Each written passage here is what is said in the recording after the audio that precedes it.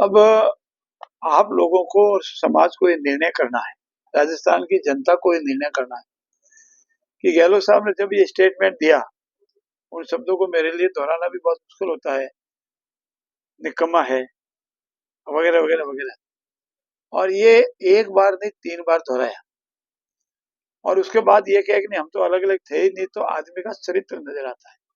जो मैंने कहा है उस पर मुझे कायम रहना चाहिए और मैं खुद भी अपने कथन पे कायम नहीं रहूं।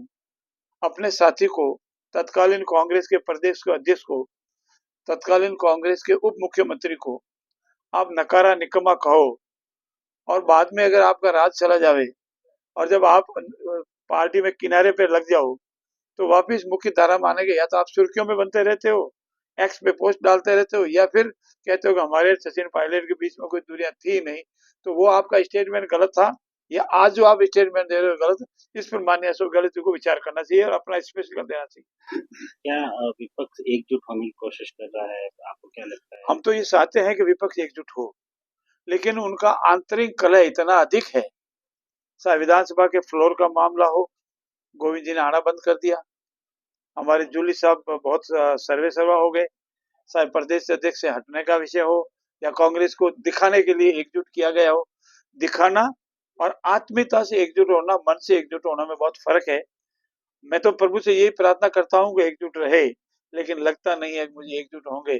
और कांग्रेस के 4-5 बड़े बड़े नेशनल लीडर वो आदरणीय मोदी जी की बात को कहने के लिए, हमारे भारत की बात को कहने के लिए, हमारी सेनाओं के पराक्रम को बताने के लिए विदेशों में, अनेक देशों में गए और उन्होंने जो सही तथ्य बताए उसकी भी कांग्रेस आलोचना कर रही है।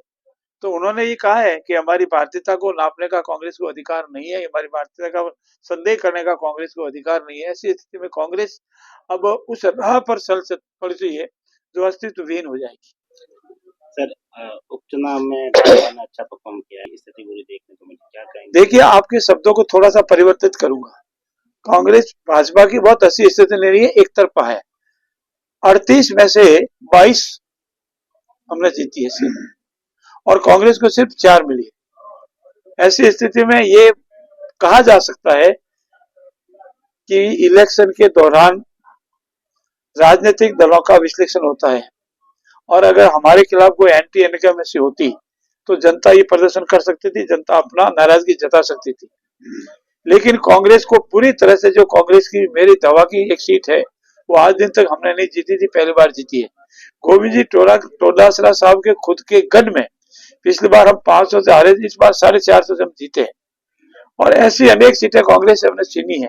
तो कांग्रेस को अपना आंकलन करना चाहिए। लेकिन डोटासरा जी ये आरोप लगा रहे हैं कि श्रीगंगानगर के उपचुनाव जो है वो बार-बार जो विषय, मैं आपको बात थोड़ी सी काट के निवेदन करता हूं, जो विषय न्यायालय में विचाराधीन है और न्यायालय ने स्थगन दे दिया, उस पर कोई टीका टिप्पणी किया जाना नहीं है। हमारी सरकार किसी भी इलेक्शन को नहीं रोकती है। परसों के न्यायालय ने वो चुनाव स्थगित कर दिए थे, इसलिए सरकार मजबूर थी। न्यायालय का आदेश मानना हमारे लिए सर्वोपरि।